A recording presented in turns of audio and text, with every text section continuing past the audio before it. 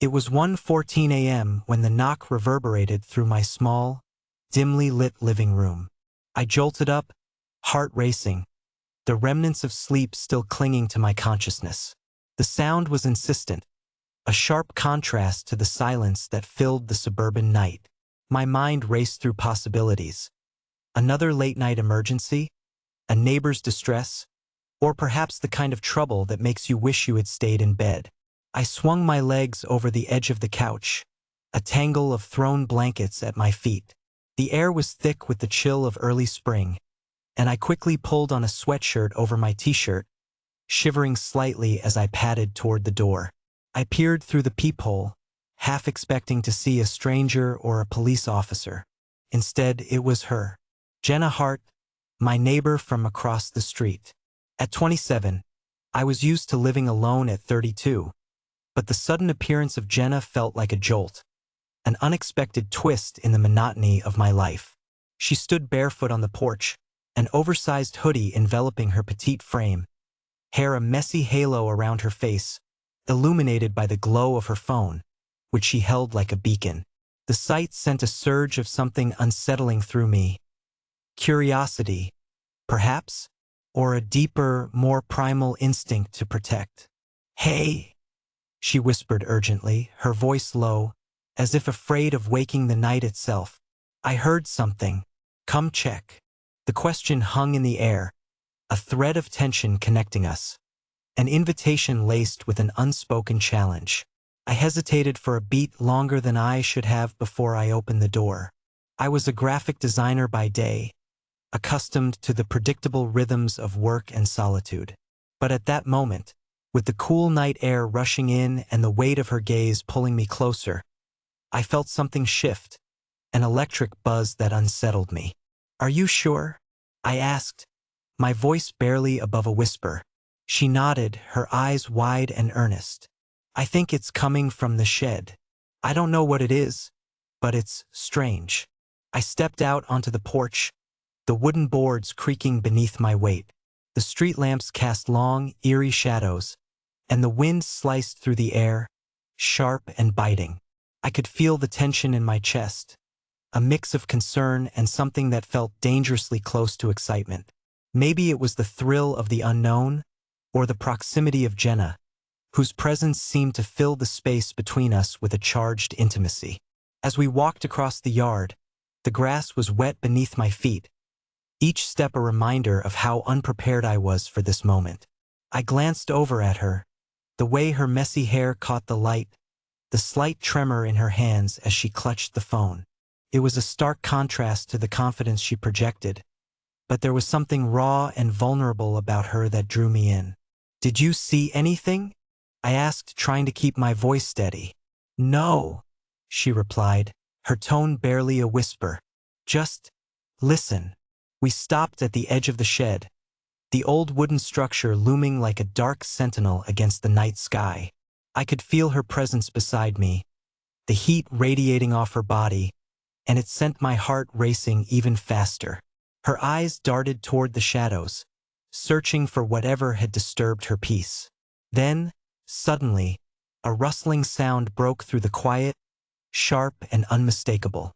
I turned my head, instinctively moving a little closer to her, and in that instant, she grabbed my wrist, fingers wrapping around me with a surprising force. There was no fear in her eyes, just a fierce determination, as if she were testing me, gauging how far I would go to stay by her side. "What was that?" I asked, my voice strained, but I didn't pull away. Instead, I felt an odd sense of comfort in the contact, an unspoken connection that tethered us together in that moment of uncertainty. "I don't know," she whispered, her breath warm against the cool night air, "but I'm not going to find out alone." In that moment, the world around us faded, the rustling, the wind, even the distant hum of the city. It was just the two of us, standing at the edge of something undefined, a fragile line between fear and excitement. I could feel her heartbeat, steady and strong against the backdrop of the night, and for a moment, I wished I was brave enough to lean in closer, to explore whatever this was that hung in the air between us. Maybe we should go back, I suggested, though my voice lacked conviction. No, she shook her head, her grip tightening for just a moment, as if to anchor herself. What if it's something dangerous? I can't just leave it. There was something fierce in her tone, a spark that ignited a flicker of courage within me. I took a deep breath, steadying myself, and nodded. Okay, let's see what it is.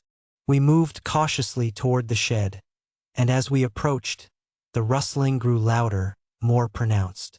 I could see the outlines of tools and gardening supplies littered around the entrance. The air was thick with the scent of damp earth and wood, a combination that felt strangely comforting despite the tension coiling in my stomach. Jenna crouched low, peering through the cracks in the wooden walls, her breath hitching in her throat. I joined her, and our shoulders brushed together, a subtle spark igniting between us. "Do you see anything?" I asked, my voice barely above a whisper. "No," she murmured, her eyes scanning for movement. "But I feel like something's watching us." Her words sent a chill down my spine, and I glanced around, half expecting something to leap out at us from the shadows. But all I could see was the darkness, thick and impenetrable. "What if we called someone?" I suggested, the unease creeping back in. "The cops or someone?" She shook her head again. "No, I don't want to make a scene. Let's just wait a minute." As we huddled together, I could hear our heartbeats. Hers steady, mine frantic, racing as if trying to escape the gravity of the moment. I could feel the warmth radiating from her body, and a part of me wanted to lean in closer, to close the distance between us. But I could also sense the weight of her anxiety, the way she was trying to maintain control in a situation spiraling into uncertainty. Suddenly, a louder crash echoed from inside the shed, and we both jumped back, hearts pounding in our chests. I caught her gaze again, and for a fleeting moment, our eyes locked, the unspoken tension between us reaching a fever pitch. "Maybe we should just go," I urged, my voice shaking. "This is stupid." But she didn't move. Instead, she gripped my wrist tighter, the warmth of her fingers grounding me in the chaos of the moment. "No. What if someone is in there?" I could feel her resolve, the fire in her eyes igniting something within me. Whatever fear I had was intertwined with a desire to stay close to her, to protect her, to be part of whatever this was between us. I took a deep breath, trying to quell the rising panic, and nodded again. "Okay, let's see what it is," I said, my voice steadier this time. As we approached the shed again, the air felt electric, charged with the unknown. The door was slightly ajar, creaking softly in the wind as if beckoning us inside. Jenna leaned closer, and our shoulders brushed once more, an intimate connection that sent a shiver down my spine. "On 3, she whispered, her breath warm against my ear. 1, 2, 3. We pushed the door open together, the hinges groaning in protest. The beam of her phone flashlight cut through the darkness, illuminating the clutter inside. The rusted tools, forgotten garden supplies, and a scattering of leaves that had blown in over the winter. But there was no one there. "See," I breathed, partly relieved, partly disappointed. "It's just the wind." But Jenna didn't lower the flashlight. Instead, she stepped further inside, her curiosity piqued. "Wait, what's that?" She pointed the beam towards the back of the shed, and I followed her gaze. In the corner, partially hidden under a tarp, was a small shape, something that looked out of place amidst the chaos. "Is that?" I started, but my voice caught in my throat as she moved closer, pulling the tarp away. My heart raced, an unsettling mix of fear and anticipation swirling within me. As the fabric fell away, I saw what it was. A small, abandoned kitten, no more than a few weeks old, trembling in the corner. Its wide eyes stared up at us, filled with fear and confusion. "Oh my God!" Jenna gasped, her tone shifting from anxiety to compassion. She knelt down, reaching out a hand toward the tiny creature. Poor thing. I watched her, my heart swelling as she cooed softly, her voice tender and soothing. The moment was fragile, yet it felt profound, a connection forged in the face of vulnerability. I felt like I was intruding on something sacred, a glimpse into the depths of her compassion, her humanity. Should we take it inside? I suggested, my heart still racing, but now for a different reason. She looked up at me, eyes shimmering with a mix of gratitude and something deeper, something that lingered just beneath the surface. Yeah, can you help me? As we carefully scooped up the kitten, I felt the weight of the moment shift again. The adrenaline of fear had subsided, replaced by a gentle warmth that wrapped around us like a blanket. I could feel her excitement, her determination to care for the little creature, and it stirred something within me. Let's get it some food, I said, glancing back at the shed, now devoid of its earlier menace. Right? And some blankets, she added, her face lit up with purpose. As we stepped back outside, the cool night air washed over us, and I couldn't help but steal a glance at her. There was a lightness to her demeanor now, a relief that made her seem almost ethereal in the moonlight. Thank you for coming out here, she said, her voice softer now, almost vulnerable. I didn't know who else to ask. Of course, I replied, feeling the weight of her gratitude. But my heart raced for another reason now. I'm glad you did.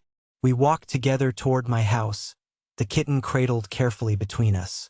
The distance that had once felt so significant began to shrink, the barriers of our everyday lives falling away as we stepped into this shared experience.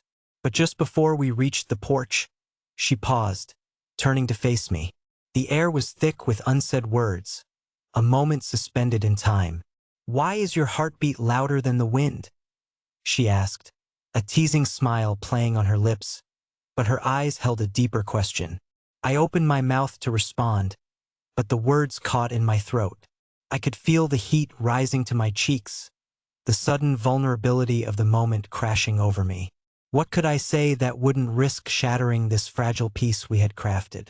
I started, but then I let out a nervous laugh, the sound breaking the tension. I don't know. Maybe it's just the excitement. She watched me, her gaze piercing, searching for something just beyond the surface. I could feel the weight of her scrutiny, the intimacy of this moment pressing in on us, and I wondered if she felt it too. The delicate balance between fear and something more, something that lingered just out of reach. Maybe, she finally said, her smile softening. We stood there for a moment longer, the night wrapping around us like a cocoon, the world fading into silence. I could hear the distant sounds of the city, but in that moment, it felt like it was just us. Two souls caught in the web of an unexpected connection, tentative but profound. As we stepped onto the porch, the kitten nestled safely in Jenna's arms. I knew that whatever had shifted between us would remain, an unspoken understanding lingering in the air. The boundaries we had navigated felt both fragile and transformative, a delicate dance of hesitation and desire.